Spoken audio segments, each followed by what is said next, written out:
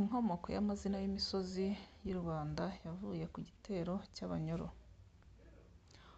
Ubwami bw'Abanyoro ni bumwe mu bwabaye ubuhangange mu ngoma zigize igihugu cya Uganda mu bihe by'umwami Mukobanya w'i Rwanda, bwari buherereye mu burengerazuba bwa Uganda y'ubu.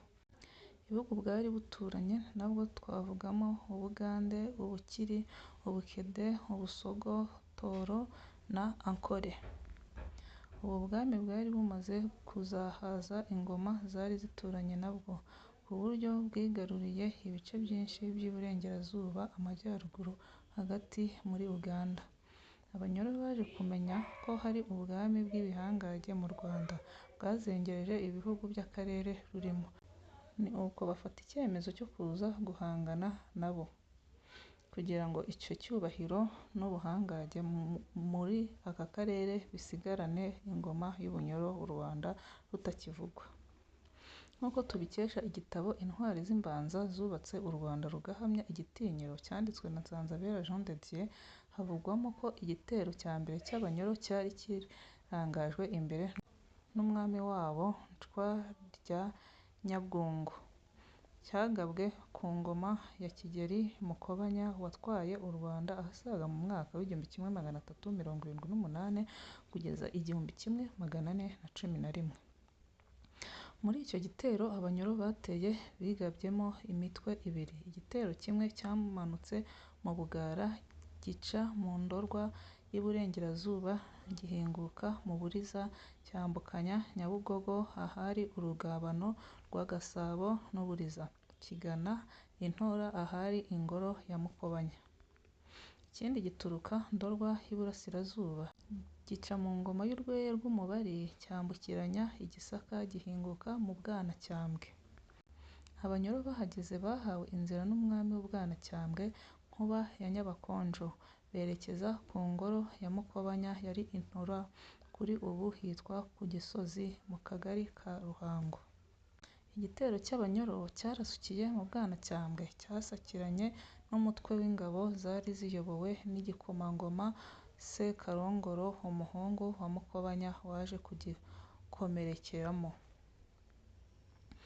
Amaraso ya Sekarongoro wari intwari ikabije mu kurwana yamenekeye i Musave, ubu ni mu murenge wa Ndera, yatumye bamwita Mutabazi. Ingabo z'u Rwanda zaje gukubitwa inshuro zirahunga. Abanyoro batwika ingoro ya Mukobanya ku Gisozi. Bakurikiranye Abanyarwanda bashaka kubanyaga inka mu gihe bambukaga Nyabarongo bagana mu Nduga. Abanyarwanda babibonye bashira ubwoba, babifashijwemo n'ingabo z'Abanyenduga zari ziyobowe na Mashira ya Nkuba, akiri igikomangoma, wari inshuti ya Mukobanya by'agahano. Nuko bahindukirana ingabo z'Abanyoro barazitsinda. Abo bafashe bakabaca amazuru, amatwi n'amano, bakaboherereza bagenzi babo kugira ngo bagire ubwoba.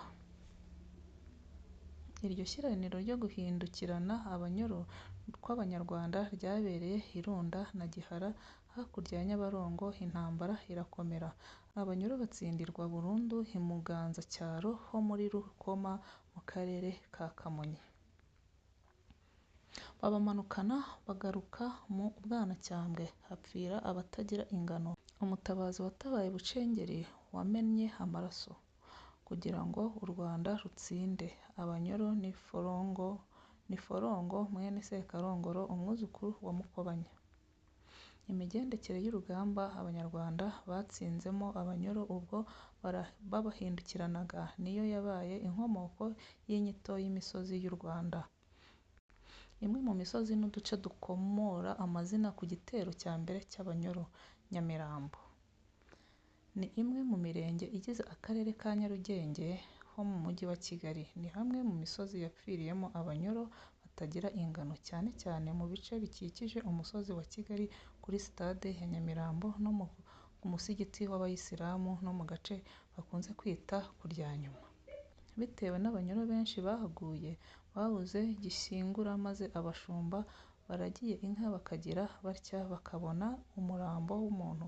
Abahinzi bajya gutema ibihuru ngo bahinge bagasangamo umurambo w'umunyoro washangutse.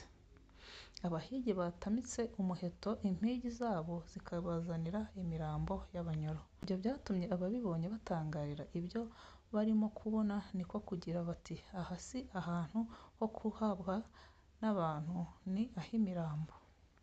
Uko niko bakurijeho kuhita i Nyamirambo, hacibwa iteka ryo kuzajya hashyingurwa, hagahinduka irimbi ko nta muntu uzongera kuhatura.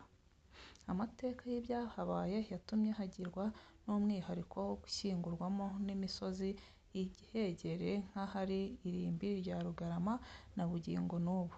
Nyamirambo bivuga ahatuwe n'imirambo, ahahariwe gushyingurwa inturo z'abazimu, abantu bapfuye. Akumunigo ni kamwe mu tugari tugize umurenge wa Rwezamenyo mu karere ka Nyarugenge ho mu mujyi wa Kigali. Hakura inyito ku banyoro bahanigiwe abandi bagacibwa amazuru n'amano. Imirwano y'abanyoro n'Abanyarwanda yageze n'aho ikomera, ibikoresho by'intambara birabashirana, bakoresha imbaraga n'ubuhanga bigiye mu myitozo njyarugamba yo mu itorero. Ingoma za Mukobanya zarimo ibidafungura n'abatsindiye ingoma zari zikabije kugira ubuhanga mu myitozo njyarugamba no kurwanisha amaboko mu gihe ibikoresho bigushiranye kandi ugomba kwangiza umwanzi.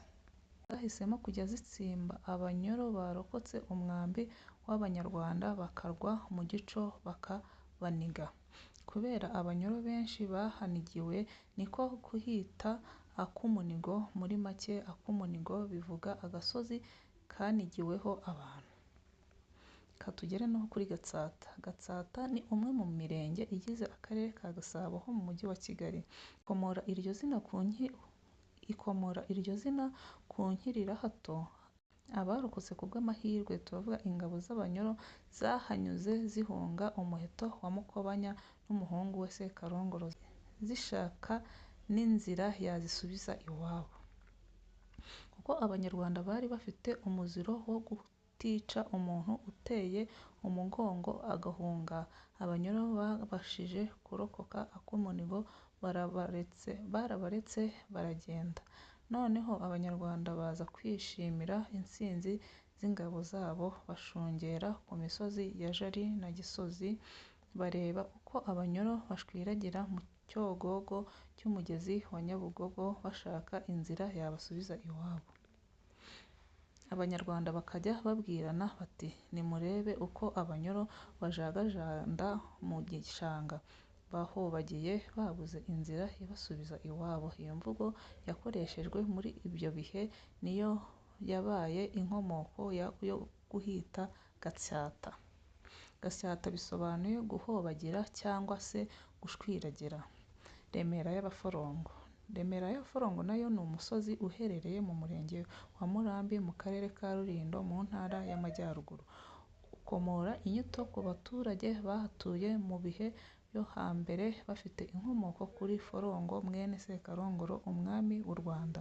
Nyuma y'itsindwa ry'Abanyoro, Forongo yahawe icyubahiro gikomeye cyane ku buryo bamwitiriye umusozi wa Remera yari atuyeho, ukurizaho kwita Remera y'Abaforongo. Reka tuvuge na Gatsibo. Gatsibo ni umwe mu mirenge igize akarere ka Gatsibo mu ntara y'Iburasirazuba. Hakomoka inyito ku Banyoro bahanyuze basubira iwabo, nyamara bigaragara ko bataye icyerekezo kigana iwabo. Ubusanzwe Ubunyoro bwabarizwaga mu burengerazuba bwa Uganda, none abahungaga bo banyuze mu cyerekezo kigana mu burasirazuba n'amajyepfo ya Uganda, ku buryo bigaragara ko inzira igana iwabo bayitaye, kuzayishyikira bikabatwara igihe.